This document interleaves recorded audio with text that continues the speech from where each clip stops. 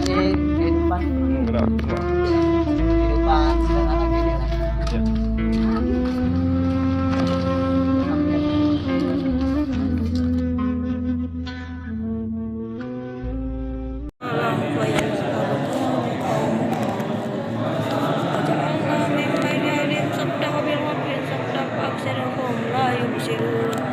Wassalamun alaihim andartahum am lam tundirhum la yu'minun.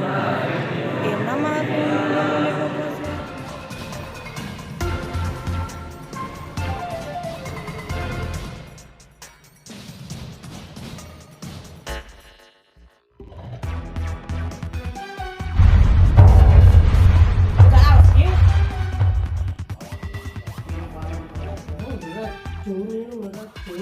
xa hàng mà Việt. Đây, Bùi Chị. Đây, Bùi Chị. Đây. Masya Allah. Maha Kuasa. Oplosan. Tempat terakhir Bang Rambo dimakamkan. Ternyata ada 2 warga sini yang menjadi korban. Untuk kasus miras yang di wilayah hukum Bapak di Menes ini, peristiwanya kronologisnya gimana sih Pak? Jadi peristiwanya itu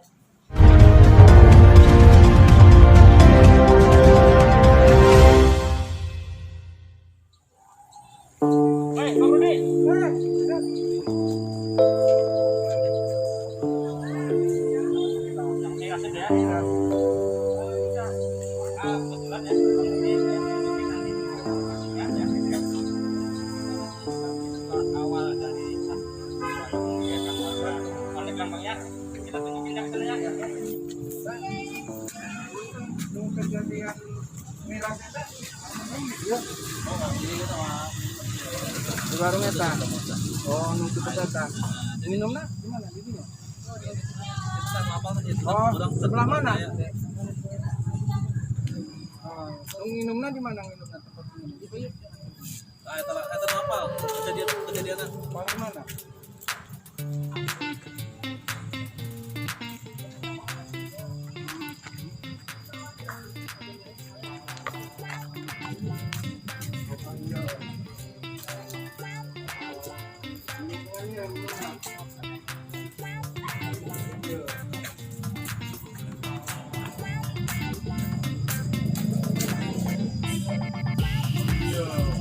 Maaf saya mau nanya.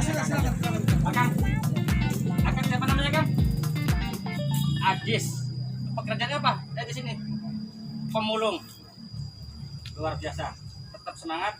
Nah, Kang Ajis, waktu peristiwa minum-minuman yang di situ, Kang Ajis tahu nggak tempatnya?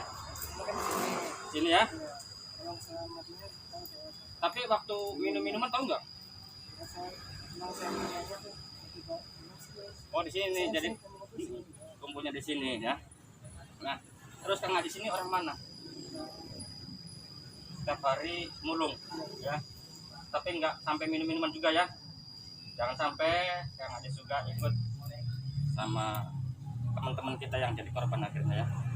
Nah, pemirsa, saat ini Bang Kumis Berbagi ada di salah satu lokasi tempat kejadian perkara bersama Kang Rudi dari patroli untuk menyelusuri jejak kasus miras di Kecamatan Menes. Dan nanti untuk lebih lengkapnya akan kami selusuri di beberapa titik yang memang berhubungan erat dengan masalah kasus ini, Kang Rudi.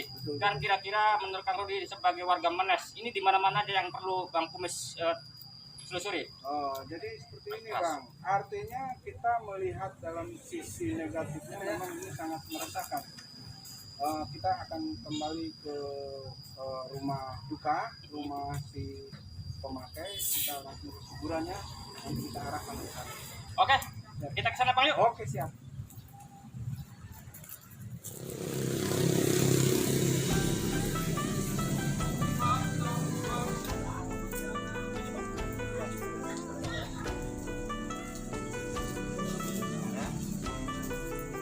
Saat ini Bang Kumis Berbagi dan Kang Rudi dari patroli sudah nyampe di rumah korban Kang Rambo keluarganya di sini, tepatnya di Kampung Kayu Tanggai, Desa Purwaraja, Kecamatan Menes, Kabupaten Pandeglang, Provinsi Banten. Dan mungkin Kang kita mau mencari informasi supaya info berita ini utuh mungkin ke keluarganya Bang ya. Ya boleh, ke bapaknya aja. Ayo kita kesana yuk.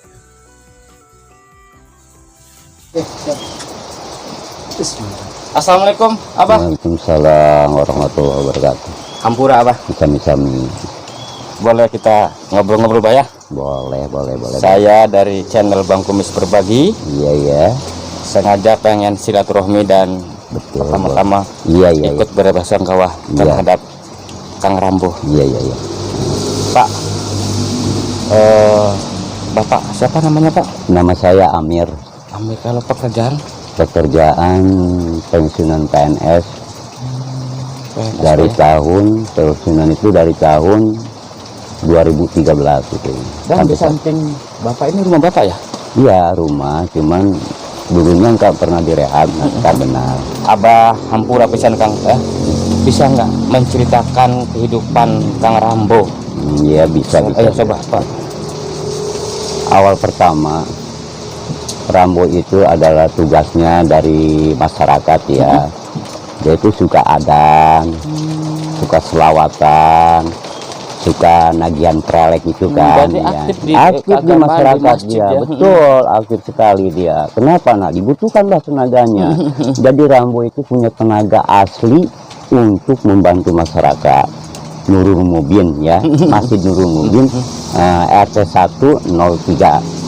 Gitu ya. Nah, yang bikin menarik Bang Kumis sampai datang ke sini kok tiba-tiba Kang Rambo itu bergaul dan akhirnya mengakibatkan satu peristiwa yang menggegerkan Pandeglang, apalagi Menes Abah. Betul. Menes kita tahu semua. Iya. Daerah agamis, tapi tiba-tiba ada kasus seperti ini. Nah, setelah kejadian ini, sebetulnya Rambo itu jauh dari hal seperti itu ya, jauh sebetulnya. Cuman ada rekan yang mau ngajak gitu ya, selama 3 hari dari Jumat, Kemis, Jumat, Sabtu Minggu itu ya.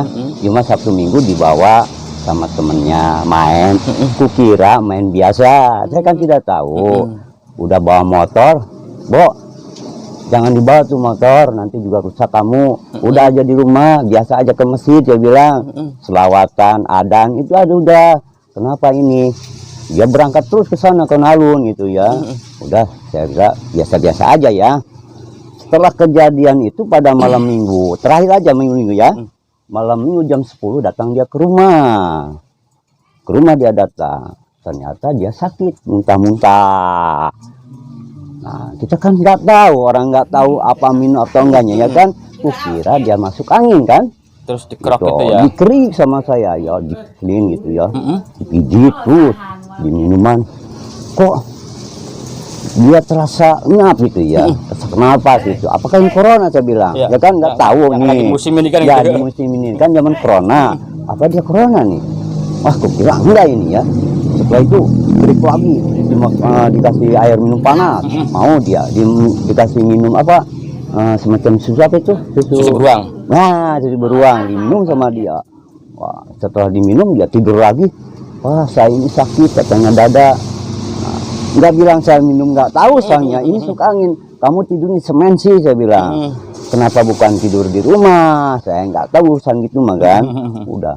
Ternyata setelah jam 10 nih pagi nih ya, pagi itu terjadinya kan dia sakitnya jam 7 nih, jam 7 sore kan itu kan, malam itu kan. Nah, tadinya kan pulang malam jam 10. Nah, udah jam 10 malam dia udah saya urusin sampai jam 2 dia kan tidur. Nah, bangun tidur jam 7 kumat lagi dia. Jadi kumat lagi itu penyakitnya. Nanti saya masuk ke dalam rumah. Bo, kenapa nih? Wah, sakit, enak. Kenapa? Minum apa gimana? Dia diam aja. Apa masuk angin? Dikerik lagi. dipesenin gitu ya, langsung dipijitin, dikasih air minum lagi, dikasih itu lagi beruang gitu ya, susu beruang. Ternyata yang dia rasakan adalah dada. Ya udah gini aja, udah jam 10 nih, bawa kita ke rumah sakit, dia bilang. Bawa ke rumah sakit sama si Dinda ya, kita ikuti dari belakang. Datang naik motor. Ya, naik motor ke sana, naik motor. Udah naik motor ke sana, kan dia ini mulutnya dari rumah juga udah ngancing gitu ya. Udah nggak bisa ngomong lagi dia itu. Bawa ke rumah sakit, Pak. Rumah sakit mana? Rumah sakit mana? Puskesmas. Iya. Maksudnya puskesmas ya? Puskesmas. Setelah datang ke sana, ternyata mulutnya terkunci juga gitu. Nggak bisa ngomong, nggak bisa napas itu. Cuman gini aja mukanya gitu. Aduh, gimana anak? Nah, bidan cepet diinfus sama bidan, dikasih oksigen ya. Tapi penanganan di puskesmasnya maksimal ya? Ya maksimal. Langsung ya? Ada oksigen, ada ini apa infusan itu ya, udah cukup itu. Saya tunggu dari jam 10 sampai jam 11 ya. Sampai jam 12 masih begitu aja, Pak. Dia nggak bisa bilang apa-apa. Pokoknya udah nggak bilang apa-apa, dia diam aja. Saya juga bingung apa mati apa enggak ini ya. Saya nggak tahu nih. Udah saya pujiin, sudah saya minta sama Allah supaya dipanjangkan umur, gimana caranya lah. Saya sebisa-bisa aja minta sama Allah. Memang pada waktu itu saya memohon sama Allah itu napasnya belum ya. Setelah mau dipanegang nih, mau dibawa ke Panegang, Pamir sini katanya. Ada apa Budan? Sini dulu katanya. Udah gini aja Pak, Rambo ini nggak bisa diurus di sini. Kenapa mengkhawatirkan sakitnya gitu, saya bilang. Oh iya Bu, silakan aja. Kalau memang mau dipanegang gimana caranya? Udahlah, saya mau bikin ini juga orat-orat katanya. Rujukan katanya. Oke lah. Nah setelah bikin rujukan, nah dikarenakan dia yang mengisi, saya tinggalin dulu Pak. Ternyata si Rambo itu ya begitu juga. Nah dia bilang gimana ini ya. Nah setelah saya pegang Rambo lalu ke belakang makan sendiri, makan nih saya nggak paham ya, nggak tahan lah, sakit lagi juga ya, kita juga takut sakit ya. Udah makan beres, terakhir napasnya itu baru dia mengeluarkan napas terakhir. Berarti belum sempat dibawa ke Paneglang, makanya dia meninggal dunia di puskesmas Menes Pak, begitu. Nah, begini Pak ya, karena ada penyebabnya juga kan. Tidak mungkin Rambo mendapatkan minuman keras dapat bikin sendiri. Menurut Bapak nih yang orang sini ya, itu minuman itu dari siapa sih yang ngajak itu? Nah yang pertama memang temannya si Ilham, suka main kenalun gitu ya dengan rekan-rekannya di sana gitu ya. Katanya kata si Ilham ada 20 orang gitu ya, bahkan ada 23. Disitulah letaknya. Nah si Ilham juga tidak tahu bahwa itu minuman campur sini campur sana, campur sini campur sana gitu, nggak tahu semua juga. Nah saya potong. Gitu ya. Pada waktu acara-acara kumpul-kumpul sama rekan-rekan, berarti bukan hanya Rambo aja, banyak katanya gitu ya.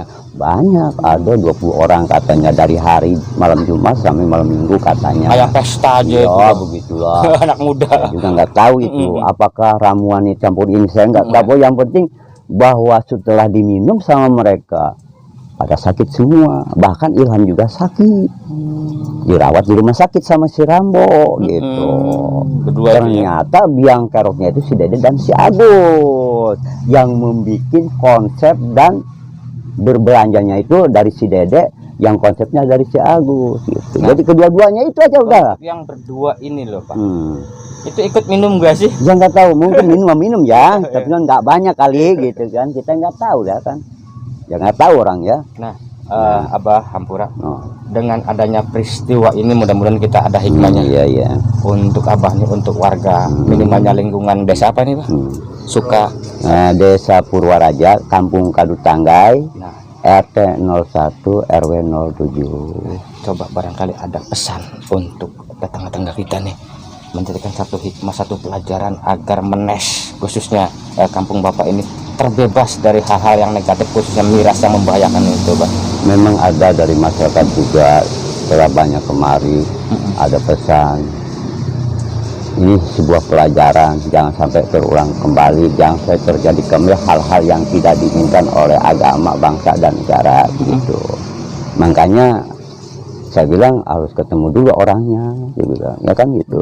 Kalau udah ketemu penyakitnya, dasar utama yang membuat konsep minuman tersebut, insya Allah nanti tertutup. Kalau belum ketemu, belum ketangkep sama Pak Polisi, itu mungkin kayak susah bilang. Alhamdulillah kemarin udah tertangkap katanya, ya kan? Udah ada di Polres Kerangka sih ya, gitu. Jadi udah dapat gitu. Alhamdulillah saya bilang itu orangnya berbahaya untuk bangsa dan negara serta agama, gitu Pak. Alhamdulillah sudah ketemu. Gimana hukum yang berlaku aja kita kembalikan semua, karena di negara kita adalah negara hukum. Iya betul. Kita kembalikan ke yang berwenang. Betul. Silakan Iya, proses silakan, seadil-adilnya. Iya seadil-adilnya. Ya kan itu Pak ya? Betul. Terima kasih Abah Amir ya. Saya dan Kang Rudi dari patroli sudah diterima untuk sedikit memberikan satu informasi buat kami sebagai media. Mudah-mudahan bermanfaat untuk kita semua ya. Kang Amir, saya juga begini Pak ya, menerima takdir Allah Subhanahu Wa Taala. Anak saya itu kejadian seperti ini ada sebuah proses ya kan. Kenapa sebuah proses? Manusia namanya kan. Karena kata Allah, seluruh harta benda dan termasuk jiwa bukan milik kita, tapi hanya titipan dari Allah Subhanahu Wa Taala. Tidak ada yang bisa menghalangi takdir Tuhan itu, ya kan? Semuanya titipan dari Allah. Cuman gimana kitanya kan? Nah itu saya kembali ke dasar agama. Kenapa? Harta, benda, nyawa, termasuk hatinya kekayaan, itu titipan. Titipan. Tidak ada yang abadi. Terima kasih Abah. Hanya sekian saja memberikan informasi ya. Sekali lagi mohon channel Bang Kumis Berbagi insya Allah, dari patroli ikut berduka cita atas meninggalnya Kang Rambo. Seorang yang memang dibutuhkan oleh warga setempat, tapi memang tadi dikatakan takdir ilahi sudah tiba pada waktunya, sudah diambil yang punyanya. Mau apa kita kan? Oke Abah, nggak bisa apa-apa kita juga kan. Ya lagi mohon maaf mengganggu waktu Abah di saat berdoa. Ya amin. Mungkin Bang Kumis akan melihat dari sisi lain. Boleh. Kuburnya di mana itu Abah? Kumpul apa? Enggak di kuburnya sih. Oh di kuburnya di Kadis Sobong, di belakang Impres. Jauh dari sana. Oke. Nanti tanya aja di Pak Carik di sana, di rumah Dede itu ya. Nanti di sana, di sana ada. Nah pemirsa, inilah bincang-bincang apa adanya dengan Abah Amir, dan Bang Kumis pun diterima dengan lapang dada, terbuka bagi media kedatangan Bang Kumis dan ini. Dan mungkin nanti saya akan melihat kondisi kuburannya Abah ya. Silakan monggo. Atur nuhun Abah. Terima kasih atas kedatangan Bapak ya.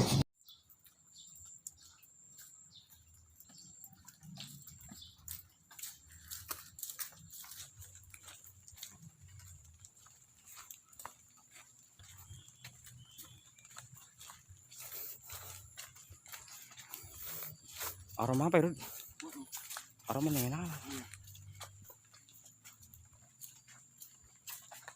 Oke pemirsa, jadi saya sudah tiba di pemakaman desa Puraraja, kampungnya Kadu Tanggai. Inilah tempat terakhir Bang Rambo dimakamkan. Ternyata ada 2 warga sini yang menjadi korban.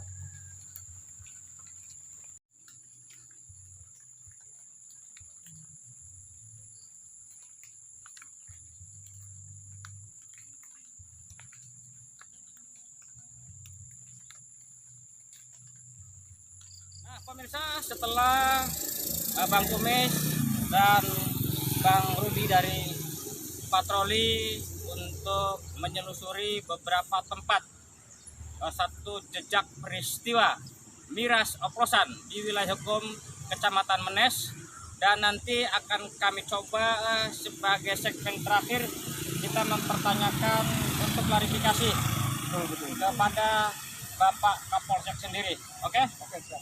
Ayo kita ke Kapolsek yuk.